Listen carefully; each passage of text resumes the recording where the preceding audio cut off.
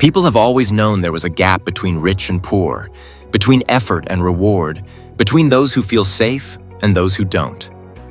For a long time, that gap felt distant, abstract.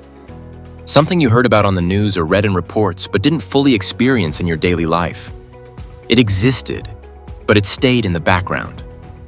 That is changing, because 2026 isn't the year the gap begins.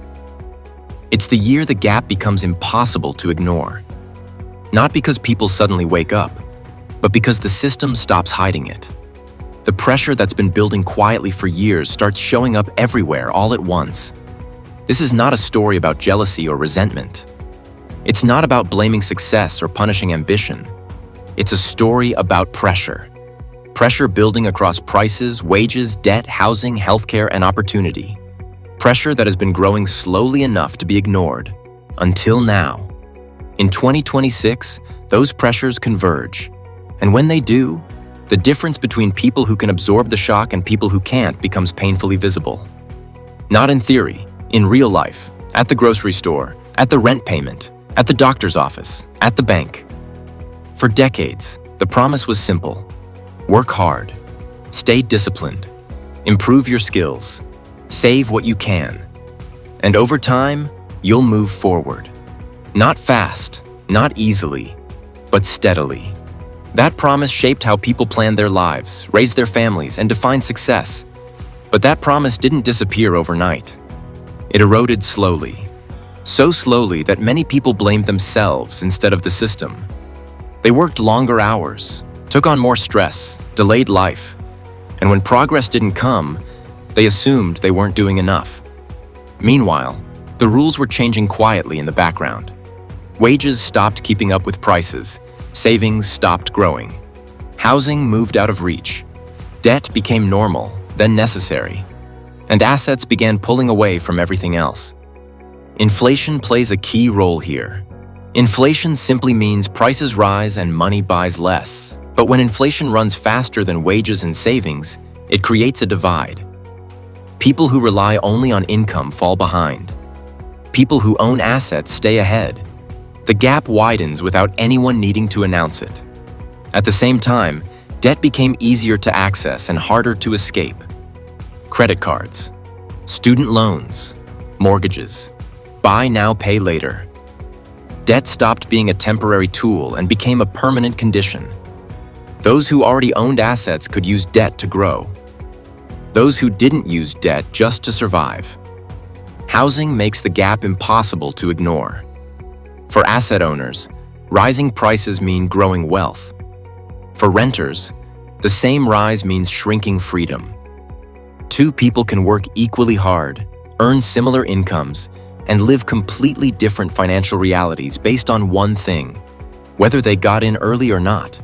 Healthcare tells the same story. So does education, so does energy, so does food. The costs everyone needs to pay rise steadily, while the ability to absorb those costs becomes uneven. Some people feel inconvenience, others feel panic. What makes 2026 different isn't a single event, it's accumulation. Years of small imbalances stacking on top of each other. Years of policies designed to stabilize markets but not households. Years of asset growth outpacing wages. Years of telling people everything is normal while their lives feel anything but. By 2026, the contrast becomes unavoidable. You see it between neighbors, between coworkers, between generations. Some people adapt easily, others feel like they're running on a treadmill that never slows down. This is when frustration turns into realization. When people stop asking, "What am I doing wrong?" and start asking, "Why does this feel rigged?"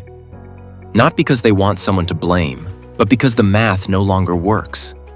The gap isn't just about money. It's about time, flexibility, options, the ability to say no, the ability to take risks, the ability to breathe. And those things are becoming increasingly unevenly distributed. In 2026, the gap shows up emotionally as well. Anxiety becomes common. Burnout becomes normal. Stability starts feeling like a luxury instead of a baseline. And people who once felt secure begin to feel exposed. This doesn't mean collapse. It means contrast. It means clarity. The system doesn't break. It reveals itself. And once it does, it's hard to go back to pretending everything is fine. Understanding this matters, because when you see the gap clearly, you stop making decisions based on old assumptions. You stop blaming yourself for structural problems, and you start thinking differently about money, work, and the future. That doesn't mean panic. It means awareness. It means recognizing that the world is changing, and the strategies that worked for previous generations don't always protect you now.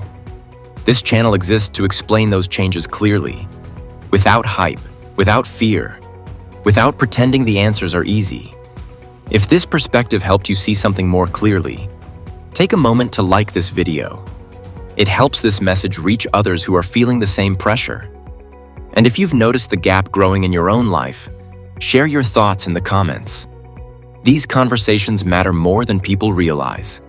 Subscribe to Rise and Ruin, Power of Wealth for more documentaries that explore money, power, and the forces shaping our future.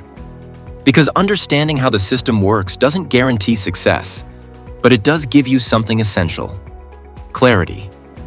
And in a world where the gap is becoming impossible to ignore, clarity is no longer optional.